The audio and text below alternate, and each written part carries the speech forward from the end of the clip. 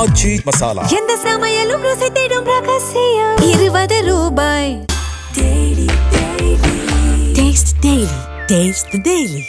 இந்த ஒரு ஜந்தர் மந்தரோட இஷ்யூ வந்து இது கவர்மெண்ட்டுக்கு ஒரு பெரிய அலாம்.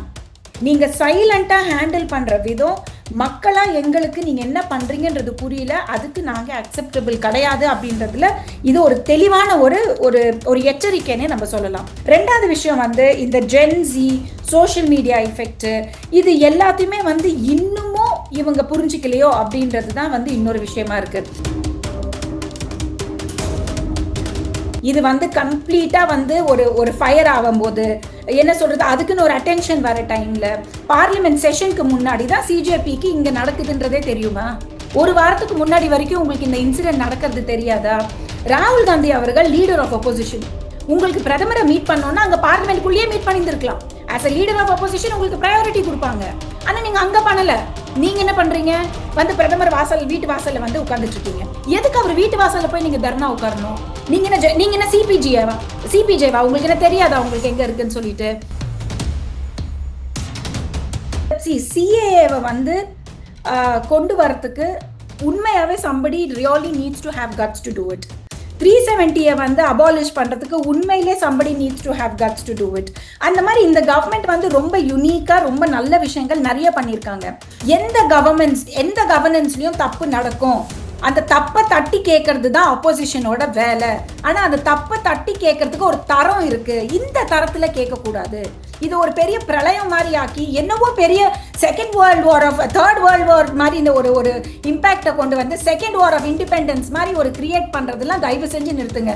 அதுல இருக்கிற ஒருத்தர் சொல்றாரு, நாங்க பார்லிமெண்ட்டை உடைப்போம், இது நேபாள் மாதிரி ஆக்குவோம். ஸோ டெக்னிக்கலி அதுதான் உங்களோட இன்டென்ட். நேஷனல் இன்டெகிரேஷனு, பேப்பர் லீக்கு, நீட்டு, இதெல்லாம் போர்வை. ஒரு லிமிட்டுக்கு மேல யாருனாலும் நடிக்க முடியும், உண்மை வெளியில வந்து தானே செய்யும்.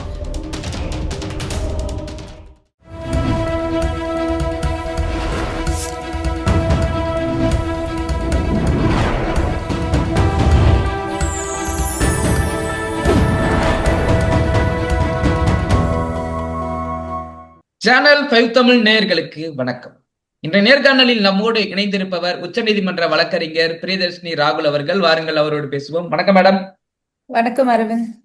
நாம் ஜந்தர் மந்தரே கலங்கும் அளவிற்கு ஒரு போராட்டத்தை இந்த சிஜேபி அப்படின்னு சொல்லி திடீர் ஒரு பார்ட்டி வந்து பண்ணியிருக்காங்க. பத்தாததுக்கு ஒரு பக்கம் மாணவர்களும் இதில் சேர்ந்திருக்காங்க அப்படின்னு சொல்லி நமக்கு தகவல்கள் எல்லாம் கிடைக்குது. இது உண்மைக்குமே மாணவர்கள் சேர்ந்துதான் இந்த போராட்டத்தை நடத்தினாங்களா? இப்ப அதை தாண்டி இப்ப தமிழ்நாட்டிலுமே பாத்தீங்கன்னா நிறைய இடங்கள்ல வந்து போராட்டம் பண்ணி கைதும் செய்யப்படுறாங்க. இந்த போராட்டம் ஃபர்ஸ்ட் வேல்யூபிளா, இவங்க சொல்லக்கூடிய கருத்து முதல்ல சரியாங்க? அரவிந்த், நான் ஃபர்ஸ்ட் என்ன கிளாரிபிகேஷன் கொடுத்துடணும்னா, சிஜேபின்னு ஒரு பார்ட்டி அப்படின்னீங்களே, சிஜேபின்றது பார்ட்டியே கிடையாதுமா.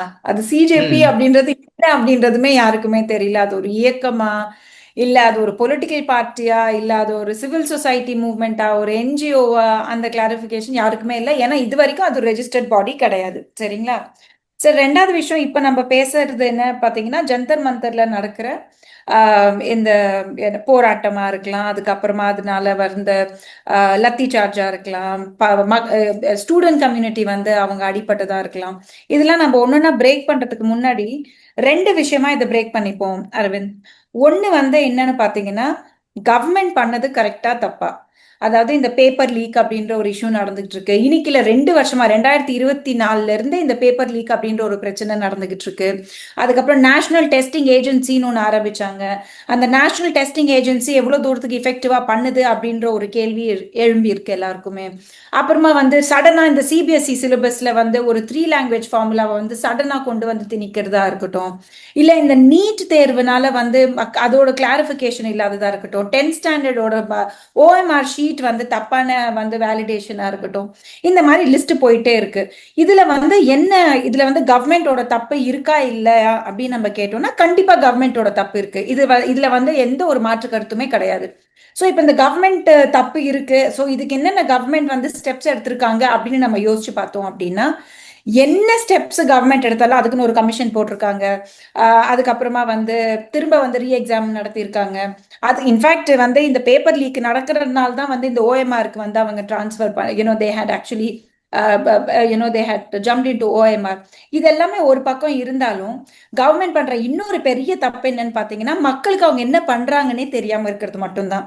சோ மக்களா நமக்கு என்ன தோணுது அப்படின்னா, இது பாட்டு பிரச்சனை மேல பிரச்சனையா நடந்துகிட்டு இருக்கு, ஆனா கவர்மெண்ட் தரப்புல இருந்து எந்த ஒரு பதிலுமே கொடுக்க மாட்டேன்றாங்களே அப்படின்ற ஆதங்கம் கண்டிப்பா மக்களுக்கு இருக்கு.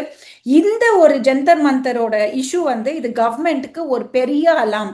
நீங்க சைலண்டா ஹேண்டில் பண்ற விதம் மக்களா எங்களுக்கு நீங்க என்ன பண்றீங்கன்றது புரியல, அதுக்கு நாங்க அக்செப்டபிள் கிடையாது அப்படின்றதுல இது ஒரு தெளிவான ஒரு ஒரு ஒரு எச்சரிக்கைன்னே நம்ம சொல்லலாம். ரெண்டாவது விஷயம் வந்து இந்த ஜென்சி சோஷியல் மீடியா எஃபெக்ட், இது எல்லாத்தையுமே வந்து இன்னமும் இவங்க புரிஞ்சுக்கலையோ அப்படின்றது தான் வந்து இன்னொரு விஷயமா இருக்கு. அது ஜென்சியோட இம்பாக்ட் வந்து தமிழ்நாடு எலெக்ஷனை பார்த்ததுக்கு அப்புறம் கூட இவங்களுக்கு அதுல ஒரு கிளாரிபிகேஷன் இல்லையே அப்படின்றது தான் பெரிய வேடிக்கை. மூணாவது விஷயம் என்னன்னு பாத்தீங்கன்னா, ஸ்டூடெண்ட்ஸ் கம்யூனிட்டி அப்படின்றது ரொம்ப சென்சிட்டிவான ஒரு கம்யூனிட்டி. ஸோ ஸ்டூடெண்ட்ஸ் வந்து திரும்ப திரும்ப சூசைட் நடந்துகிட்டு இருக்கு. கடந்த 2024 மட்டும் நீங்க பாத்தீங்கன்னா NCRB ரிப்போர்ட்ல 14,500 குழந்தைங்க வந்து சூசைட்ல அட்டெம்ப்ட் பண்ணி இறந்து போயிருக்காங்க. இதுதான் ரிப்போர்ட், NCRB ரிப்போர்ட்ல நம்ம பாக்குறோம். ஸோ இப்படி இருக்கும்போது குழந்தைங்களுக்கு என்ன ஃப்ரஸ்ட்ரேஷன் அப்படின்னா, இது கவர்மெண்ட் காரணமா? கண்டிப்பா கவர்மெண்ட் கிடையாது. ஆனா எக்ஸாமினேஷன் ஸ்ட்ரெஸ்னால இந்த குழந்தைங்க இப்படி வந்து சூசைட் பண்ணிக்கிறாங்க. இதுக்கு நிறைய ரீசன்ஸ் இருக்கு. பேரண்ட்ஸ் கொடுக்குற ப்ரெஷரா இருக்கலாம், பியர் ப்ரெஷரா இருக்கலாம், இல்ல அவங்களுக்கே வந்து இப்ப முன்னாடி மாதிரி நம்ம ஃபேமிலி சிஸ்டமும் கிடையாது, குழந்தைங்க அவங்களுக்குள்ளேயே புழுங்கிக்கிறாங்க, நிறைய மென்டல் ஹெல்த் இஷ்யூஸ் இருக்கு. இதெல்லாம் ரீசன் அந்த குழந்தைங்க வந்து சூசைட் கமிட் பண்ணிக்கிறதுக்கு. இவ்வளவு விஷயம் ஒரு பக்கம் ஹேண்டில் பண்ற டைம்ல நீட்ல திரும்பவும் நீங்க வந்து பேப்பர் லீக் ஆகும்போது அது நீங்க ரொம்ப, அதாவது இதெல்லாம் எப்படின்னா முளையிலேயே கிள்ளி இருக்கலாம். இதை இவ்வளவு பெருசா வளர விட்டுருக்கவே தேவை கிடையாது. இது இனிஷியலா வந்த டைம்லயே ஒரு கேபினட் ரீஷஃபில் பண்ணி தர்மேந்திர பிரதான் அவர்களை இன்னொரு போர்ட்போலியோ கொடுத்திருந்திருக்கலாம், இல்ல அவர் போர்ட்போலியோவே கொடுக்காம எடுத்திருந்திருக்கலாம்.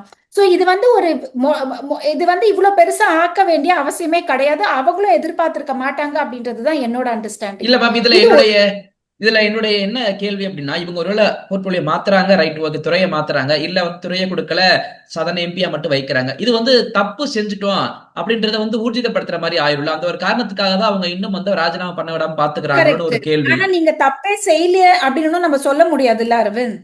இதுல தப்பு கவர்மெண்ட் சைட்ல தப்பே கிடையாதுன்னு நம்மளால அப்படியே எடுத்தோம் கவுத்தோன்னு சொல்ல முடியாது இல்லையா? நீங்க பண்ணிருக்கீங்க, நீங்க பண்ணலன்றது விஷயம் கிடையாதுங்க. உங்க தலைமையில ஒரு விஷயம் நடக்குது அப்படின்னா அந்த பொறுப்பு எடுத்துக்க வேண்டியது தலைமை தானேங்க.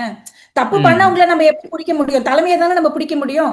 சோ நான் தப்பே பண்ணலன்ற ஸ்டாண்ட் கவர்மெண்ட் எடுக்கிறதுக்கான ஸ்கோப்பே கிடையாது. இதுவே அவங்களே இது ஒரு என்ன சொல்றது இன்டர்னலா இதை வந்து பிக்ஸ் பண்ணியிருந்தாங்கன்னு வச்சுக்கோங்களேன், இல்ல இந்த மாதிரி நீட் தேர்வு பேப்பர் வெளில லீக் ஆச்சு, இதுக்கு உண்மையாக அதுக்கு ஒரு கமிட்டி போட்டிருக்காங்க, நான் அதெல்லாம் இல்லைன்னு சொல்லல, கமிட்டி போட்டாங்க, உடனே ரீ எக்ஸாமினேஷன் நடத்தினாங்க, அதெல்லாமே கேட்டது. ஆனா அது மக்களுக்கு எவ்வளவு தூரம் போய் ரீச் ஆகுதுன்ற கேள்வி ஒண்ணு இருக்குல்ல. நான் உங்ககிட்ட ஒரு பிரச்சனைன்னு வந்து சொல்றேன், அந்த பிரச்சனைக்கு நீங்க ஒரு சொல்யூஷன் பண்றீங்கன்னா அது என்ன சொல்யூஷன் மக்களா எனக்கு தெரியணும்ல. நீங்க உங்களுக்குள்ளேயே உங்க சொல்யூஷனை பண்ணிட்டு இருந்தீங்கன்னா எப்படி இருக்கும்னா, என்ன கவர்மெண்ட் நான் கத்துறேன், நான் என்னோட கத்தல் கூச்சலுக்கு கவர்மெண்ட்டுக்கு வந்து எந்த ஒரு அக்கறை இல்லை அப்படின்ற ஒரு அண்டர்ஸ்டாண்டிங் ஜெனரல் பப்ளிக்கு வந்துருது. ஸோ பிஜேபி தரப்புல இருந்து கவர்மெண்ட் தரப்புல இருந்து அவங்களோட பாலிசிஸாவே இருக்கட்டுமே, எவ்வளவு சென்ட்ரல் பாலிசிஸ் தமிழ்நாட்டில் நடந்துகிட்டு இருக்கு, ஆனா எதெல்லாம் தமிழ்நாட்டில் நடக்கிற சென்ட்ரல் பாலிசின்றது தமிழ்நாட்டில் இருக்க நிறைய பேருக்கு தெரியறது இல்லை. ஏன்னா அவங்க அதை பத்தி எடுத்து வெளியில சொல்றது கிடையாது. I think it is a high time இந்த ஒரு கிளாரிபிகேஷன் நாங்க என்ன பண்றோம் அப்படின்றது மக்களுக்கு டைம் டு டைம் சொல்ல வேண்டிய ஒரு கட்டாயத்துல அண்ட் ஒரு அவசியத்துல வந்து இப்போ இந்த கவர்மெண்ட் இருக்கு அப்படின்றதுக்கு இது ஒரு எடுத்துக்காட்டு. இது ஒரு பக்கம். ரெண்டாவது நீங்க சொல்ற மாதிரி காக்ரோச் ஜனதா பார்ட்டி, அதாவது இப்போ இங்க இருக்கிற டெல்லியில இருக்கிற மக்கள், அதாவது இந்த லெப்டிஸ்ட்ல இருக்கிறவங்க எல்லாம் என்ன சொல்றாங்கன்னா, சர்வாதிகாரம் இங்க இந்தியால ஃபுல்லாவே எதுவுமே எடுத்து பேச முடியல, ஃபுல்லா ஆட்டோக்ரஸி அப்படின்னு சொல்றவங்களுக்கு நான் இதுதான் சொல்லணும். ஆட்டோக்ரஸியா இருந்திருந்ததுன்னா ஒரு chief justice of India, sitting chief justice of India, அவர் வந்து ஒரு கோர்ட் ஹியரிங்ல சொன்ன ஒரு எக்ஸாம்பிள கட் பேஸ்ட் பண்ணி எடிட் பண்ணி மக்களுக்கு திணிச்சு நீங்க ஒரு ஃபேக் நியூஸா கொண்டு போய் அவர் என்னவோ யங்ஸ்டர்ஸ் எல்லாரையுமே காக்ரோச்சா சொன்ன மாதிரி திருச்சி பேசி இதை வந்து ஒரு மூவ்மெண்டா நீங்க கொண்டு வந்தீங்க பாத்தீங்களா? இதுக்கு வந்து supreme court has all rights. நீங்க வந்து அவங்கள ஹியூமிலியேட் பண்ணது மட்டும் இல்லாம ஃபேக்ட்ஸை வந்து டிஸ்மேண்டில் பண்ணி மிஸ்இன்டர்பிரேட் பண்ணி நீங்க ஜெனரல் பப்ளிக்கை குழப்பிருக்கீங்கன்னு சொல்லி உங்களை தூக்கி உடனே உள்ள போட்டிருந்திருக்கலாம். இதே வேற நாட்டில் நடந்திருந்ததுன்னு வச்சுக்கோங்களேன், அதுதான் நடந்திருக்கும். இந்தியால ஜனநாயகம்ன்ற ஒரே காரணத்துக்காக தான் இது நடக்கல. ஸோ ஃபர்ஸ்ட் நம்ம அதை புரிஞ்சுக்கணும். ரெண்டாவது விஷயம், இந்த காக்ரோச் ஜனதா பார்ட்டின்றது என்னன்னு பார்த்தீங்கன்னா, இவங்களுக்கு என்ன கொள்கை யாருக்கும் தெரியாது. இந்த அபிஜித் அப்படின்றவர் ஆரம்பிச்ச போது அவர் இந்தியாவில் இருந்தாரா? இந்தியாலையுமே கிடையாது. இதுக்கு முன்னாடி அவர் என்ன பண்ணிக்கிட்டு இருந்தாரு? ஆம் ஆத்மி கட்சியில வந்து அவர் வந்து ஒரு உறுப்பினராக இருந்தார். அதுக்கு முன்னாடி என்ன பண்ணிட்டு இருந்தாரு? இந்த ரோடிஸ் அப்படின்னு சொல்லிட்டு இந்த டிவி ஷோ ஒன்று நடக்கும். அந்த டிவி ஷோல மிஸ்பிஹேவ் பண்ணிட்டாருன்னு சொல்லிட்டு அவர் வந்து அந்த டிவி ஷோல இருந்து நீக்கப்பட்டவர். அவர் தான் இந்த அபிஜித் அப்படின்ற ஒரு மனுஷன். சோ இதே அபிஜித் என்ன பண்றாரு? வந்து இங்க வந்து கூட்டத்தை சேர்க்கிறாரு. நீங்க கூட்டத்தை எப்ப சேர்க்கிறீங்க? சிஜேபி எப்போ வருது? இந்த சோனம் அவர்கள் வந்து 3 வாரமா உட்காந்து உண்ணாவிரதம் பண்ணிட்டு இருக்காரு. நீட் தேர்வு, அப்புறம் இவர் நம்ம தர்மேந்திர பிரதானோட ரெசிக்னேஷன் கேட்டு. நீங்க எப்ப வந்தீங்க? இது வந்து கம்ப்ளீட்டா வந்து ஒரு ஃபயர் ஆகும் போது என்ன சொல்றது, அதுக்குன்னு ஒரு அட்டென்ஷன் வர டைம்ல பார்லிமெண்ட் செஷனுக்கு முன்னாடி தான் சிஜேபிக்கு இங்க நடக்குதுன்றதே தெரியுமா? ஒரு வாரத்துக்கு முன்னாடி வரைக்கும் உங்களுக்கு இந்த இன்சிடென்ட் நடக்கிறது தெரியாதா? இன்னொரு விஷயம் என்னன்னா, சரி ஒரு வாரத்துக்கு முன்னாடி நீங்க வந்தீங்க, இன்னைக்கு நாள்ல அந்த சோனம் அவர்களை பத்தி எத்தனை பேர் நம்ம பேசிட்டு இருக்கோம், சிஜேபி பத்தி எத்தனை பேர் நம்ம பேசிட்டு இருக்கோம்னு பாருங்க. ரெண்டாவது விஷயம், அங்க இருக்கிறது வெறுமே ஸ்டூடெண்ட் கிரௌடா மட்டும் இருந்ததுன்னு வச்சிருந்துருக்கோங்களேன், அவங்க உட்கார்ந்து தள்ளுமுள்ளு பண்றது, உட்கார்ந்து போலீஸ்காரங்களை போட்டு அடிக்கிறது, போலீஸ் வண்டியை உடைக்கிறது, அங்க இருக்கிற ஜெனரல் பப்ளிக்கை வந்து என்ன சொல்றது மிஸ்பிஹேவ் பண்றது, லேடி ஜேர்னலிஸ்ட வந்து பின்னாடில இருந்து இறுக்கி பிடிச்சி அன்கம்ஃபர்டபுள் சிச்சுவேஷன்ஸ்ல கொண்டு வர்றது, என்ன சொல்றது ப்ரொஹிபிட்டபிள் பொசிஷன்ஸ்ல வந்து அவங்கள தொடுறது, இதெல்லாம் வந்து ஒரு ஸ்டூடெண்ட் கம்யூனிட்டி பண்ணிருக்க மாட்டாங்க அப்படின்றதுல எல்லாருக்குமே ஒரு நம்பிக்கை இருக்கு. இன்னொரு விஷயம் என்னன்னா, அங்க அட்டென்ட் பண்ண நிறைய பேர் என்ன சொல்றாங்க, எங்களுக்கு இங்க கூட்டிட்டு வரும்போது என்ன சொன்னாங்கன்னா, நீட் தேர்வுக்கு எதிர்த்தா நீட் பேப்பர் லீக்குக்கு எதிர்ப்புல தான் வந்து நம்ம இங்க பேச போறோம் அப்படின்னு சொல்லிட்டு அங்க வந்து ஆன்டி கவர்மெண்ட் ஸ்லோகன்ஸ் கொடுக்கறது, ஆன்டி ஹிந்து ஸ்லோகன்ஸ் கொடுக்கறது, அதுக்கப்புறம் வந்து பாத்தீங்கன்னா மோடி கவர்மெண்ட்டை பத்தி தப்பா பேசுறது அப்படின்ற ஒரு ஐடியாலஜியில கொண்டு போறாங்க. இதுக்கும் எங்களுக்கும் சம்மந்தம் கிடையாது அப்படின்னு நிறைய ஸ்டூடெண்ட்ஸ் சொல்றாங்க. சில பசங்க ஜேஎன்யூலே இருக்கு படிக்கிற பசங்க, நாங்க வரமாட்டோம்னு சொன்னவங்கள நீங்க வரமாட்டீங்களா, நாங்க உங்களை நோட் பண்றோம், பின்னாடி உங்களுக்கு இதுக்கான பதில் நாங்க கொடுப்போம் அப்படின்னு சொல்லி அவங்கள மிரட்டி ஜேஎன்யூல இருந்து பசங்களை கூட்டிட்டு வந்து இதுல வந்து நிக்க வச்சாச்சு.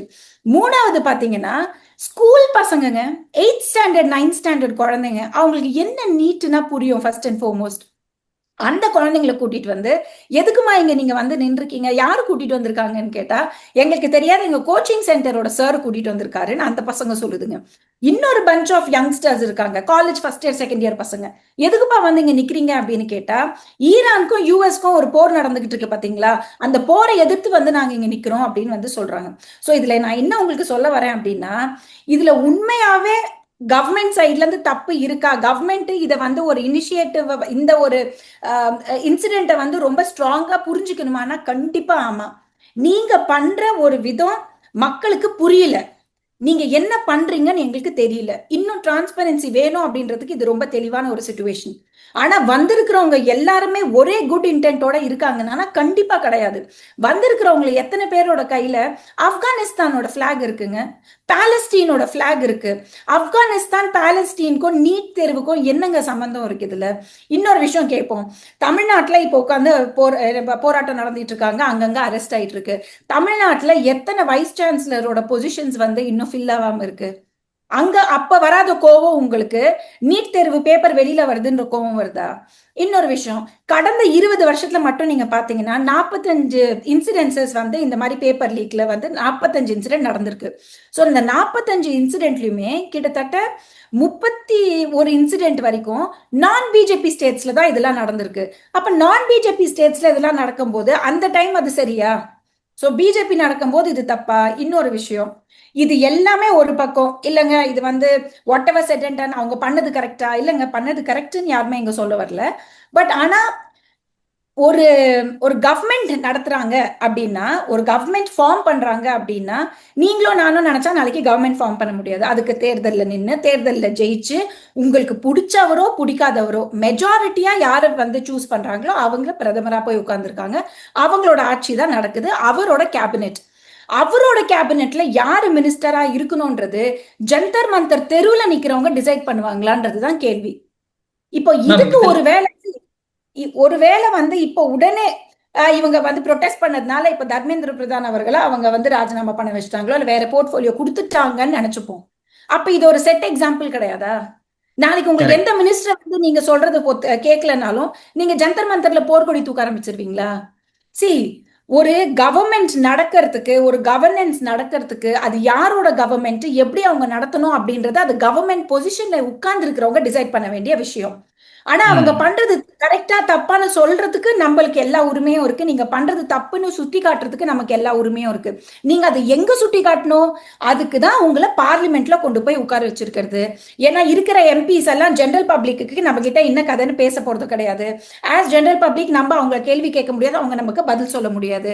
அதுக்கு தான் உங்களை தேர்ந்தெடுத்து எங்களோட வரி காசுல உங்களுக்கு ஃபிளைட்ல போட்டு உங்களுக்கு என்ன சொல்றது டெல்லி அமிச்சு இங்க உங்களுக்கு டெல்லியில வந்து ஒரு ரெசிடென்ஸை வந்து கொடுத்து உங்களுக்கு ஒரு பிஏ செட்டப் எல்லாம் கொடுக்கறதுக்கு ரீசன் என்னன்னா, என்ன சொல்றது, ஆளும் கட்சி தப்பு பண்ணுச்சுன்னா எதிர்கட்சியா நீங்க கேள்வி கேட்கணும். எங்கனால டெல்லியில போய் உட்கார்ந்து பாராளுமன்றத்துக்குள்ள போக முடியாது. உங்களை நாங்க தேர்ந்தெடுத்து இருக்கோம், அவங்க ஏதாவது தப்பு பண்ணாங்கன்னா நிக்க வச்சு கேள்வி கேளுங்க. ஏன் கேள்வி கேட்காம வெளிநடப்பு செய்றீங்க? இட் இஸ் ம். Not your discretion. இந்த மக்களுக்கு என்ன புரியல அப்படின்னா, ஏதோ எங்களை வந்து பிஜேபி காரங்க பேச விட மாட்டேன்றாங்க, எங்க ஆளுங்கட்சிக்காரங்க பேச விட மாட்டேன்றாங்க, வெளியில நீங்க வெளிநடப்பு செய்றீங்கல்ல, ஏன் பேச விட மாட்டேன்றாங்க? நீங்க வெளியில ஏஞ்சி வந்ததுக்கு அப்புறமா தானே எல்லாமே நடக்குது. சி, இட் இஸ் யோர் ரைட்டுங்க. இப்போ நான் என்ன கேட்கிறேன், இன்னைக்கு பிஜேபி இஸ் த கவர்மெண்ட், நாளைக்கு can be any other political party can be the government. BJP government அப்படின்றதுனால நீங்களும் நானும் இந்திய பிரஜை கிடையாதா? இந்த நாடு உங்களுக்கும் எனக்கும் கிடையாதா? ஸோ அப்போசிஷன் பார்ட்டியில நீங்க உட்கார்ந்து இருக்கிறதுனால உங்களுக்கும் இந்த நாட்டுக்கும் சம்பந்தமே கிடையாதா? ஏன்ச்சு வெளியில வந்தா என்னங்க அர்த்தம்? நீங்க அங்க கேள்வி கேட்கலன்னா இப்ப இந்த கேள்வி எல்லாம் யாரு கேட்கணும்? அங்க நீங்க அந்த ம். கேள்வியை கேட்கல. அதுக்கப்புறம் என்ன பண்றீங்க? போய் பிரதமரை மீட் பண்ணணும்னு சொல்லிட்டு ராகுல் காந்தி அவர்கள் லீடர் ஆஃப் அப்போசிஷன், உங்களுக்கு பிரதமரை மீட் பண்ணணும்னா அங்க பார்லிமெண்ட்குள்ளேயே மீட் பண்ணியிருந்திருக்கலாம். பிரதமரை பார்த்து பேசணும்னா நீங்க பார்லிமெண்ட்குள்ளேயே ஆக்சஸ் இருக்கும் உங்களுக்கு. As a leader of opposition உங்களுக்கு ப்ரையாரிட்டி கொடுப்பாங்க. ஆனா நீங்க அங்க பண்ணல. நீங்க என்ன பண்றீங்க? வந்து பிரதமர் வாசல் வீட்டு வாசல்ல வந்து உட்கார்ந்துட்டு இருக்கீங்க. ஏற்கனவே அங்க 144 போட்டிருக்காங்க.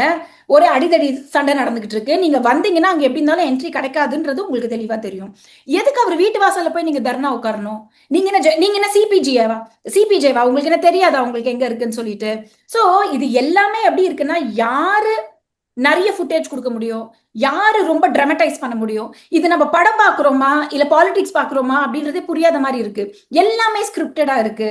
See, இது வந்து இதனால அரசியல் வந்து இது வந்து அரசியல் ஆதாயத்திற்காக பண்றாருன்னு எடுத்துக்கலாம் மேம். ராகுல் காந்தி இவ்வளவு நாள் அமைதியா இருந்தாரு. சோனம் வாங்சுக் இத்தனை நாள் உண்ணாவிரதம் இருக்கும்போது பேசாதவர் இன்றைக்கு இப்படி ஒரு இளைஞர்கள் பட்டாளம் வந்துருச்சு அப்படின்னு ஒண்ணு வராங்க அப்படின்னா அரசியல் ஆதாயத்துக்கு கண்டிப்பா மட்டும்தானா? அதுதானங்க இன்செக்யூரிட்டி தானே. நான் என்ன கேட்கிறேன், 3 வாரமா பாவம் அந்த மனுஷன் உட்கார்ந்து அங்க தவிச்சிட்டு இருந்தாரு.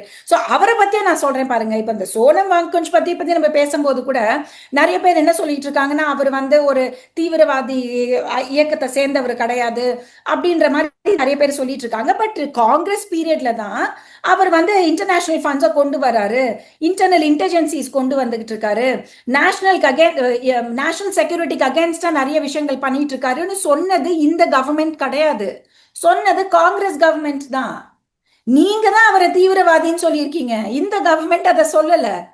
சோ நீங்க தான் அவரை அவுட்ஸ் பண்ணீங்க. நீங்க தான் ஃபாரின் ஃபண்ட் உள்ள வருதுன்னு சொல்லி அவர் மேல எல்லா சார்ஜஸும் போட்டது. சோ டெக்னிக்கலி அவரை வந்து பிராண்ட் பண்ணது நீங்க தான். சோ அதை தானே இப்ப கவர்மெண்ட் ரெக்கார்ட்ஸ் வந்து இவங்க எடுக்கிறாங்க. சோ இப்போ இன்னும் சடனா இவங்க உட்கார்ந்து அதை வந்து ஃப்ரேம் ஒர்க் பண்ண மாதிரி, ஓ கவர்மெண்ட்டுக்கு எதிர்த்தாப்புல யாரு போய் நின்னாலும் வந்து உடனே அவங்கள வந்து ஆன்டி நேஷனல் சொல்லிடுறாங்கன்னு இவரே வந்து சொல்றாரு.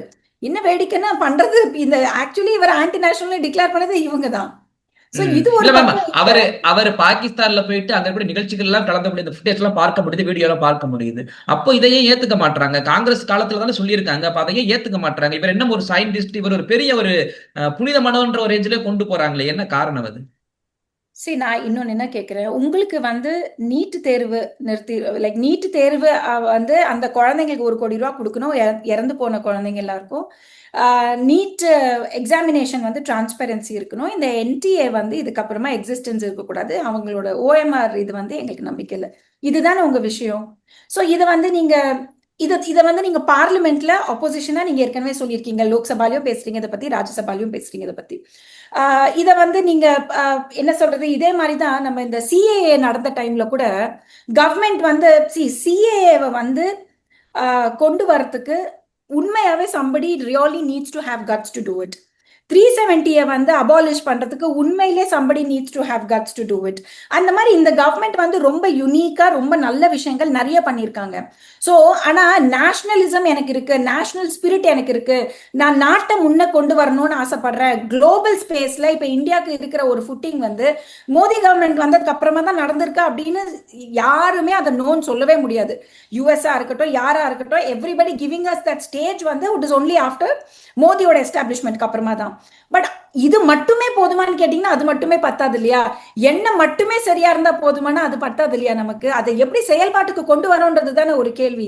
அந்த செயல்பாட்டுல தான் இவங்க நிறைய விஷயங்கள்ல வந்து திருத்திக்கணும், நிறைய விஷயங்கள்ல வந்து வேற விதமா யோசிக்கணும் அப்படின்றதுக்கு தான் இதெல்லாம் ஒரு எடுத்துக்காட்டு. மேம், இவங்க நேத்து வரைக்கும் சொன்னது தர்மேந்திர பிரதான் அவர்கள் பதவி விலகணும். Right, okay. நீங்க அந்த துறைக்கு அவர் கல்வி அமைச்சரா இருக்காரு, அது உங்க ரைட், உங்களோட பாயிண்ட் ஆஃப் வியூ. இப்ப நீ நீட்டே வந்து பேன் பண்ணணும்னு சொல்றீங்க. பிள்ளைகளின் எதிர்காலம் எந்த அளவுக்கு இதுல பாதிக்கப்படும்? இவ்வளவு நாளைக்கு வந்து 2021 26 வரைக்கும் திமுக ஆட்சிகள் தமிழ்நாட்டுல நீட்டை ஒழிக்கப்படும் சொல்லி தான் ஓட்டு வாங்கி ஜெயிச்சாங்க, கடைசியா எதுவும் பண்ணல. இப்படி பிள்ளைகளை வந்து மனமாற்றம் செய்யக்கூடிய ஒரு சொல்லையே நீங்க சொல்லிக்கிட்டு இருக்கீங்களே. நான் நேத்து எனக்கு கன்ஃபியூஸ் ஆயிடுச்சு. ஒரு பக்கம் நீட்டு வேணான்னு சொல்றாங்க, ஒரு பக்கம் நீட்டு வேணும்னு படிக்கிறாங்க.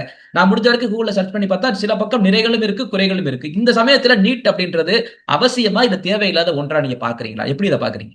நான் என்ன கேட்கிறேன், ஒரு நேஷனல் லெவல் எக்ஸாமினேஷன் அப்படின்றது எப்பவுமே இருக்கிறது நல்லதுதான்.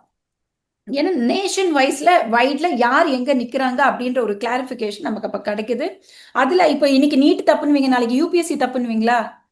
யூபிஎஸ்சினால பசங்க ஏங்க யூபிஎஸ்சிக்கு வேலையாங்களா நீட் இருக்க போது? எத்தனையோ குழந்தைங்க, எத்தனையோ பேர் உட்காந்து படிச்சு படிச்சு படிச்சு 31 32 33ன்னு போயிட்டு அதுக்கப்புறம் ஃபியூச்சரும் இருக்க மாட்டேன் அவங்களுக்கு.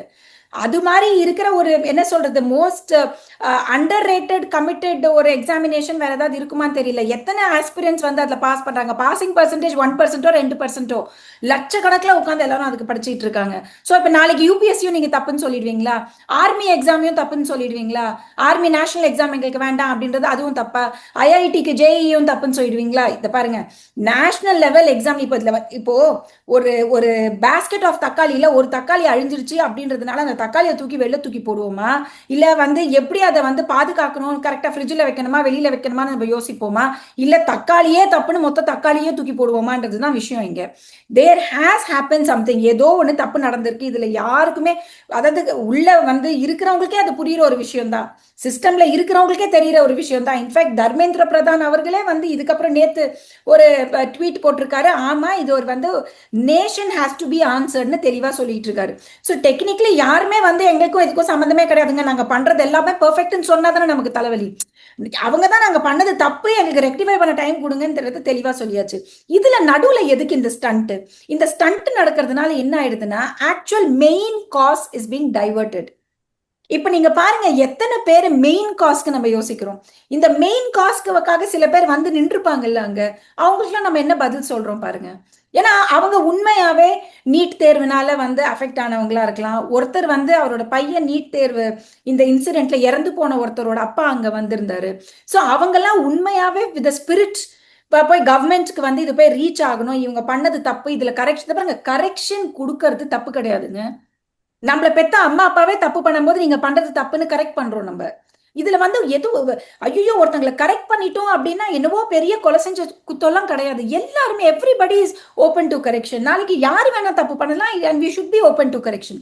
கவர்மெண்ட் வந்து ஒரு தப்பு பண்ணிட்டாங்க, நம்ம அதை கரெக்ட் பண்றதுனால ஐயோ அப்ப நம்ம ஆன்டி கவர்மெண்டா? It's not we are anti government, but we want you to be corrected. அந்த சிச்சுவேஷன் தான் இப்ப இருக்கும் நம்ம. ஸோ அதனால வந்து வந்து மோடி அவர்களுக்கு வந்து டைமே இருக்கிறது இல்லை, அவர் இன்டர்நேஷனல் ட்ரிப்புக்கு போறதுக்கு தான் அவருக்கு நேரம் இருக்கு, இந்தியாவில் இருக்கிறதுக்கு அவருக்கு நேரம் இல்லை. நான் அதுதான் சொல்றேன் பாருங்க, உங்களுக்கு வந்து ஒருவேளை மன்மோகன் சிங் மாதிரி இருந்திருந்தாருன்னா அவர் வந்து ஒரு பொம்மை பிரைம் மினிஸ்டர், என்ன பேச்சு என்ன சொல்றோமோ அது மட்டும் கீப் கொடுத்த பொம்மை மாதிரி பண்ணிட்டு இருக்காரு அப்படின்னு அப்ப பிரச்சனை பண்ணீங்க.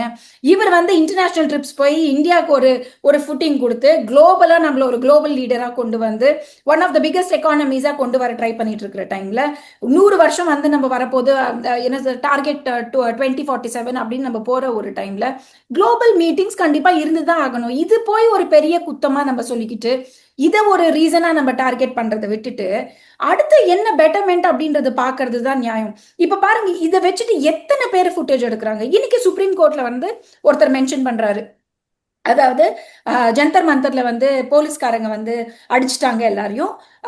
அதை வந்து நீங்க என்னன்னு கேட்கணும். எங்களுக்கு வந்து 3 பிரேயர். நான் என்ன சொல்றேன், சுப்ரீம் கோர்ட் வந்து it is not running the ministry.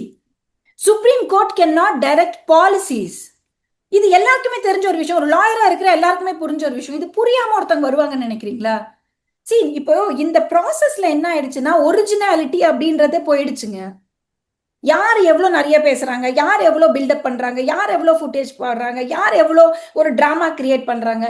இவர் எனக்கு ஒண்ணு தெளிவா என்ன புரியுதுன்னா, ராகுல் காந்தி அவர்களுக்கு கண்டிப்பா தெரியும் மோடி அவர்கள் பார்க்க மாட்டாருன்னு. இருக்கிற சிச்சுவேஷன்ல வந்து இவ்வளவு பெரிய பிரச்சனை நடந்துகிட்டு இருக்கு. உள்ள எப்படி உங்களுக்கு இட் இஸ் நாட் பிகாஸ் இவர் மேல இருக்கிற தப்புன்னு கிடையாது. நீங்க அங்க உள்ள போறதுக்கே ஸ்கோப் இருக்காது. பிகாஸ் அங்க ஃபுல்லா flooded with people. It is a contingency 144 போட்டிருக்காங்க. நீங்க என்னத்துக்கு அவர் அங்க போய் நின்று பாக்குறோம்னு சொல்லிட்டு ஒரு தர்ணா போட்டு எதுக்கு இந்த டிராமா எல்லாம்? நீங்க பார்லிமெண்ட்ல போனீங்கன்னா இருக்க போறாருங்க அவருங்க. You have all rights to meet him. 3 வாரம் என்ன பண்ணிட்டு இருந்தீங்க? மேம் எனக்கு ஒரே ஒரு கொஸ்டின் என்ன அப்படின்னா, இப்ப ஜந்தர் மந்தர்ல போயிட்டு நீங்க பார்லிமெண்ட்டை நோக்கி ஒரு போராட்டம் போறீங்கல்ல, இது தப்புன்னு சொன்னா இது தப்புன்னு எப்படி சொல்றீங்க? எங்க உரிமைன்னு சொல்றீங்க. இப்ப நாளைக்கு நான் தமிழ்நாட்டுல இருந்து நான் ஒரு 1000 பேர் திரட்டிக்கிட்டு பார்லிமெண்ட்டை நோக்கி போறேன். இங்க வந்து மேல அதை அணை கட்டுறாங்க அப்படின்னு சொல்லிட்டு நான் ஒரு 1000 பேரை கூட்டு போறேன். அவங்க அந்த சைட்ல இருந்து கட்டுவோம்னு சொல்லிட்டு அவங்க ஒரு 1000 பேரை கூட்டி இப்படி நாங்க ஸ்டேட் எல்லாரும் போயிட்டு பார்லிமெண்ட்டை நோக்கி போராட்டம் பண்ணி போனா அப்ப அவங்க சரின்னு ஒத்துப்பாங்களா அதை? இல்ல நான் என்ன அதேதான் உங்ககிட்ட என்ன சொல்றேன். கவர்மெண்ட்ல ம் யாரு இருக்கணும் இருக்கக்கூடாது, யாரு மினிஸ்டரா இருக்கணும் இருக்கக்கூடாதுன்றது ஜந்தர் மந்தர் தெரு டிசைட் பண்ணாது. அதுதான் ம் உங்ககிட்ட நான் சொல்றது. The streets of Jantar Mantar will not decide the ministry of the government, இல்லைங்களா? ஸோ ம் கவர்மெண்ட்டுக்கு மினிஸ்ட்ரி கொடுக்கறதுக்குன்னு ஒரு ப்ராசஸ் இருக்கு. They will have their own criteria. என்னென்ன ப்ரிஃபரன்சஸ்ல அவங்க கொடுக்குறாங்க அப்படின்றது கவர்மெண்ட்ல இருக்கிறவங்க டிசைட் பண்ண வேண்டியதுங்க. தென் உங்களுக்கு ரொம்ப வருத்தமா இருக்கா? எங்களுக்கும் வருத்தமா இருக்கு. நான் என்ன சொல்றேன், to make yourself equipped enough to make the government. நான் என்ன சொல்றேன், நீங்க வெளியில வந்து இந்த டிராமா எல்லாம் பண்றதை விட்டுட்டு பார்லிமெண்ட்ல ம் உட்கார்ந்து அவங்க நெயில் டவுன் பண்ணி நீங்க பண்றது தப்புன்னு கேள்வி கேட்டு நீங்க கவர்மெண்ட்டை ஃபார்ம் பண்ணுங்களேன். அதை நீங்க வந்து என்னோட உரிமை அப்படின்ற ஒரு பேர்ல மத்தவங்களுக்கு நியூசன்ஸ் கிரியேட் பண்ணக்கூடாதுல்ல. இப்ப நான் என்ன கேக்குறேன், இதே எங்க வீட்ல இருந்து நான் சுப்ரீம் கோர்ட் போறதுக்கு எனக்கு 20 நிமிஷம் ஆகும். இன்னைக்கு காலையில எனக்கு 1 மணி நேரத்து 1 hour 40 minutes ஆச்சு. எதனால? இப்ப எனக்கு ஆஸ் அ சிங்கிள் பர்சன் எத்தனை பேருக்கு இது ஒரு பெரிய இஷ்யூவா இருக்கும்? இது என்னோட personal car. Train metro stations have been blocked. Central stations எல்லாமே blocked. One of the busiest metros வந்து டெல்லியில தான் இருக்கு. நீங்க பாட்டு டெல்லி மெட்ரோவை பிளாக் பண்றீங்களா? யாரு நீங்க? யாரு முதல்ல இந்த காக்ரோச் ஜனதா பார்ட்டியை? யாரு? Who are you? What is your identity? நீங்க என்ன, அதாவது போலீஸ்காரங்க ஜீப் மேல இவங்க ஏறி நிக்கிறாங்க. நேத்து போலீஸ்காரங்க கேக்குறாங்க இந்த மாதிரி வந்து, எப்ப ஜீப்ல இருந்து இறங்குப்பா, ஏன் என்னோட ஜீப் மேல ஏறி நீ நின்னுட்டு இருக்க அப்படின்னு. இது ஓன் ஜீப் தான் அப்படின்றதுக்கு எனக்கு டாக்குமெண்ட்ஸ் காட்டுன்றாரு. யாரு? இந்த காக்ரோச் ஜனதா பார்ட்டியோட ஃபவுண்டர். நீ யாருப்பா முதல்ல? போலீஸ்காரங்களோட காருன்னு உங்களுக்கு ப்ரூவ், ஜீப்னு ப்ரூவ் பண்றதுக்கு நான் உனக்கு டாக்குமெண்ட் காட்டணுமா? இதை வந்து நம்ம கேள்வி கேட்டு ஒருவேளை அவர் அங்க அரெஸ்ட் பண்ணியிருந்தாங்கன்னா போலீஸ் அராஜகம்னு ஆயிடும். என்ன சொல்றது, லேடி போலீஸ் ஆஃபீஸர்ஸ் எல்லாரையும் வந்து தொடக்கூடாத இடத்துல தொட்டு அவங்கள போட்டு அடிச்சு அவங்க ஷோல்டர் டிஸ்லோகேட் ஆகி இது வந்து போலீஸ்காரங்களோட அராஜகம் அப்படின்னு ஆயிடுது. அதாவது ஃபர்ஸ்ட் டியர் கிளாஸ் இவங்க யூஸ் பண்றதுக்கு முன்னாடியே பெப்பர் ஸ்ப்ரேவை தூக்கி அடிச்சிட்டாங்க போலீஸ்காரங்க கண்ணில். ஸோ இவங்க ஆப்வியஸா வந்து they have to retreat to it. அதெல்லாம் கிடையாதுங்க, போலீஸ்காரங்களோட அராஜகம்னு ஆயிடும். பேரிகேட்ஸ் எல்லாத்தையும் போட்டு வச்சாச்சு. நான் என்ன கேட்கிறேன், எந்த ஸ்டூடெண்ட் கையில வெல்டிங் மிஷின் இருக்கும்? ஒருத்தன் வெல்டிங் மிஷின் எடுத்துட்டு வந்து அதை வந்து அந்த பேரிகேட்டை வெல்டு பண்ணி உடைக்கிறான். இதெல்லாம் நீங்க ஸ்டூடெண்ட்னு சொன்னா நாங்க நம்பணுமா? இது வந்து இது ஒரு ட்ரெண்டுங்க. இதேதான் சிஏஏக்கு பண்ணாங்க, இதேதான் 370க்கு பண்ணாங்க. ஐயோ அவ்வளவுதான், சிஏஏ வந்துருச்சுன்னா இந்தியால இதுக்கப்புறம் முஸ்லிம்ஸே இருக்க போறது கிடையாது, தடமே அடைஞ்சிடும். இதுக்கப்புறம் ஒரு கோயில் இருக்க போறது இல்லை, எல்லா மாஸ்க்கும் இடிச்சு உடைச்சிடும். யாரு எங்க இடிச்சு உடைச்சிருக்காங்க சொல்லுங்க பாக்கலாம். இது ஒரு எப்ப பார்த்தாலும் ஒரு பிரளயத்தை உண்டாக்கி மக்களுக்குள்ள ஒரு பயத்தை உண்டாக்கி இது நம்ம ஏன் மேம் தமிழ்நாட்டுல அதே மாதிரி. இது ஏன் மேம் இப்படி பண்றாங்க? குறிப்பா இப்ப எதிர்க்கட்சி இந்த காங்கிரஸா இருக்கட்டும், இங்க தமிழ்நாட்டுல திமுக இருக்கட்டும், அந்த நேஷனல் பார்ட்டி கம்யூனிஸ்டா இருக்கட்டும், எல்லாருமே இதை நீங்க பண்ற தப்புன்னு யாருமே சொல்லல. எல்லாமே உங்களுக்கு ஆதரவாக பின்னாடியே போறாங்க. அப்ப அவங்க அதை வந்து எக்ரேஜ் எடுத்துட்டு முன்னோக்கி தானே போவாங்க. டெக்னிக்கலி என்னன்னா, இப்ப யாரு இதுல லீட் எடுக்கிறாங்கன்றதுதான் வந்து காம்படிஷன். ம் அரவிந்த், இதுல யாரு சரி யாரு தப்புன்னு கிடையாது. ஐயோ அவன் லீட் எடுத்துடுறானே, நேத்து வந்த காக்ரோச் பார்ட்டி எல்லாம் லீட் எடுக்குது, இத்தனை வருஷமா கிராண்ட் ஓல்டு பார்ட்டின்னு சொல்ற காங்கிரஸ் நம்ம லீட் எடுக்கலையே அப்படின்றது இவருக்கு பிரச்சனை. அகிலேஷ் யாதவுக்கு அவரோட பிரச்சனை, அதுக்கப்புறம் வந்து கம்யூனிஸ்டுக்கு அவங்களோட பிரச்சனை. ஸோ ஒருத்தங்க யாரோட லீட் எடுக்கிறோம் அப்படின்றது தானே தவிர இதுக்கு என்ன சொல்யூஷன் அப்படின்னு யாரு பேசுறா சொல்லுங்க பார்க்கலாம். இப்போ பாத்தீங்கன்னா எம்பிஸ் எல்லாம் அங்க போய் நிக்கிறாங்க, வாலண்டியரா நேத்து போய் வந்து அங்க போய் தர்ணா பண்ணாங்க, வாலண்டியரா போய் அவங்க போய் சரண்டர் பண்ணாங்க. அதுக்கப்புறம் இவர் வந்து நம்ம இப்போ இவர் ராகுல் காந்தி அவர் அப்படியே தூக்கிட்டு போய் அவர் வந்து டெமோக்ரஸி இஸ் பிரேக்கிங் அப்படின்னு சொல்ற ஸ்டேட்மெண்ட்ஸ் எல்லாமே உங்களுக்கு வந்து அசிங்கமா இருக்கா இல்லையான்னு எங்களுக்கு தெரியல. ஆனா மக்களா எங்களுக்கு அசிங்கமா இருக்கு. ஏன்னா இது நாடு மட்டும் பார்க்கலங்க, it's becoming a global picture. நாட்டுக்குள்ள இருக்கிற சண்டைய நீங்க உலகத்துக்கே எடுத்து காமிக்கணும்னு நினைச்சிட்டு இருக்கீங்க. நான் என்ன கேக்குறேன்னா, இதனால கவர்மெண்ட் பண்ணது சரின்னு ஐ எம் அகைன் ரீட்ரேட்டிங், கவர்மெண்ட் பண்ணது கண்டிப்பா தப்பு. எந்த கவர்னன்ஸ்லயும் தப்பு நடக்கும். அந்த தப்பை தட்டி கேட்கறது தான் அப்போசிஷனோட வேலை. ஆனா அந்த தப்பை தட்டி கேட்கறதுக்கு ஒரு தரம் இருக்கு, இந்த தரத்துல கேட்க கூடாது. மக்களை உபயோகப்படுத்தி, ஸ்டூடெண்ட்ஸை உபயோகப்படுத்தி, உள்ள மாப்ஸை உள்ள விட்டு இது ஒரு பெரிய பிரளயம் மாதிரி ஆக்கி, என்னவோ பெரிய second world war of third world war மாதிரி இந்த ஒரு ஒரு இம்பாக்டை கொண்டு வந்து செகண்ட் வார் ஆஃப் இண்டிபெண்டன்ஸ் மாதிரி ஒரு கிரியேட் பண்றதெல்லாம் தயவு செஞ்சு நிறுத்துங்க. அதுல இருக்கிற ஒருத்தர் சொல்றாரு, நாங்க பார்லிமெண்ட்டை உடைப்போம், இது நேபாள் மாதிரி ஆக்குவோம். ஸோ டெக்னிக்கலி அதுதான் உங்களோட intent. National integration, paper leak, NEET, இதெல்லாம் போர்வை. ஒரு லிமிட்டுக்கு மேல யாருனால நடிக்க முடியும்? உண்மை வெளியில வந்துதானே செய்யும். பார்லிமெண்ட்டை உடைப்போம், பார்லிமெண்ட்டை இடிப்போம், நேபாள் மாதிரி ஆக்குவோம். நேபாள் மாதிரி ஆக்கிறதுக்கு தான் 78 வருஷம் நம்ம கட்டி காத்திருக்கோம் இந்த நாட்டை. நேத்து வந்த காக்ரோச் பார்ட்டி, நாளைக்கு ஒரு எலி பார்ட்டி, இன்னொரு புலி பார்ட்டின்னு வரும். எல்லா பார்ட்டியும் நேஷனல் என்ன சொல்றது, நம்ம இந்தியாவை உடைக்கிறதுக்காக வருவாங்க, நம்ம எல்லாம் உட்காந்து பார்த்துட்டு இருக்க போறோம். இதெல்லாம் நடக்க போற விஷயம் கிடையாதுன்னு வச்சுக்கோங்க. ஆனா உங்களோட இன்டென்ஷன் தப்பு. இதுக்கு வந்து ஸ்டூடெண்ட்ஸை யூஸ் பண்ணிக்க கூடாது அப்படின்றது தான் விஷயம். ஓகே மேம், உங்களுடைய பல்வேறு கருத்துக்களோடு பகிர்ந்து ரொம்ப நன்றி மேம். தொடர்ந்து பேசுவோம். தேங்க்யூ.